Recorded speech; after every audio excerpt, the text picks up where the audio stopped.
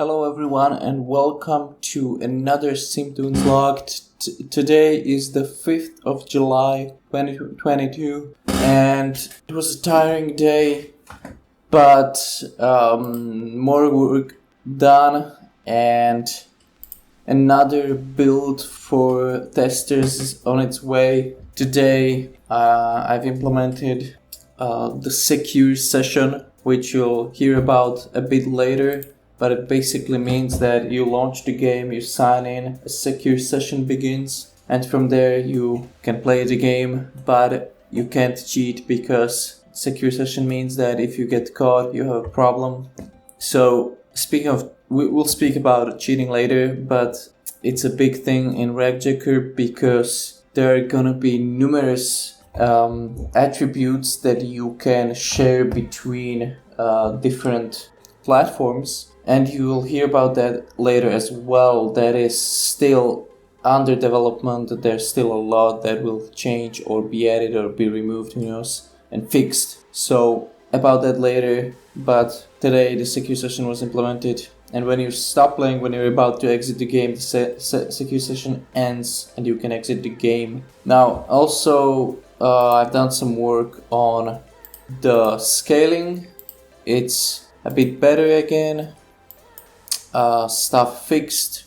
There's a lot of it, like a lot of trying and seeing whether the relative sizes are okay or not. So a lot of trial and error, and currently it's still in progress in one particular level, which is level 4.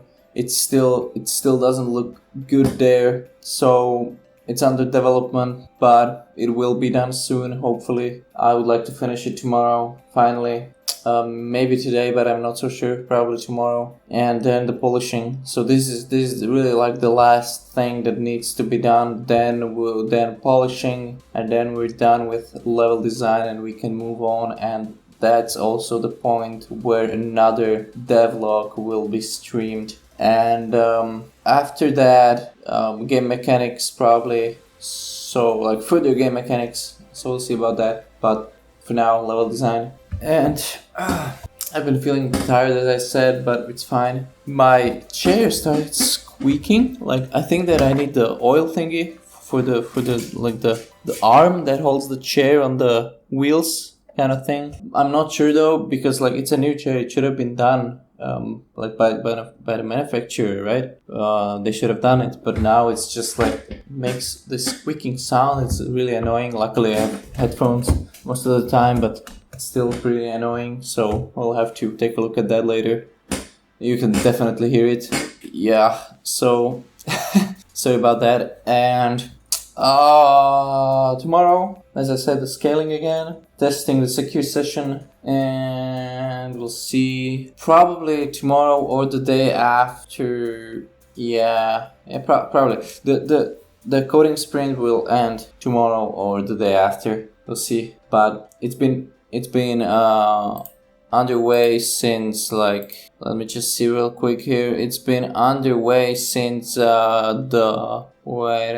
since the 2nd. So like for 3 days and 2 more days, that's 5 days. That sounds about right.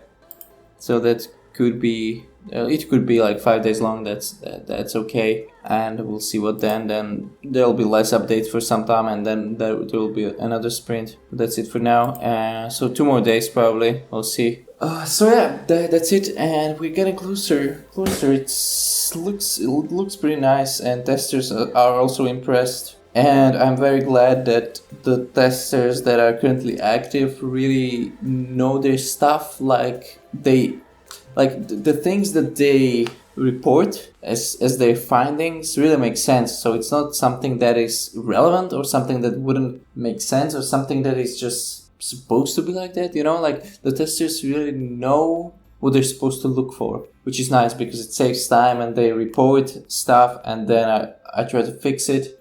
So I'm really glad that they know and that they're active and they're trying to improve the game and help with the development overall, because testers are an integral part of at least our game development process, and definitely by everyone's game development process and software development in general, because like you need people to really like try out what it's like and if everything works. And it like these people shouldn't be technicians, mainly in the later stages of development. So like if you're about done and you want to release your product, but you're just doing quality assurance at the end, the testers shouldn't be professionals. It's the best if they are either regular players or just regular users and not power users. So probably like for this market, for game development, it's the best case scenario is if you find regular gamers who are not IT professionals who will test the game and give you feedback, because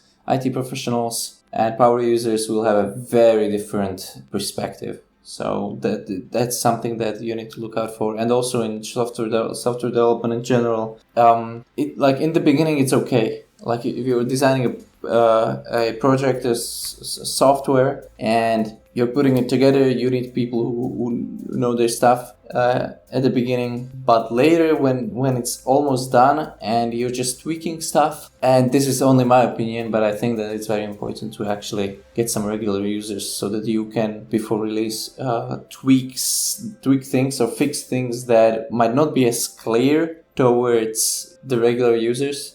Because something might be built to be understood by IT professionals, but regular people are not going to understand it. And that happened to me previously with some projects. So it's very important to build it for your actual target user group. So it's very important. That's it for today, and see you tomorrow. Have a nice day. Bye.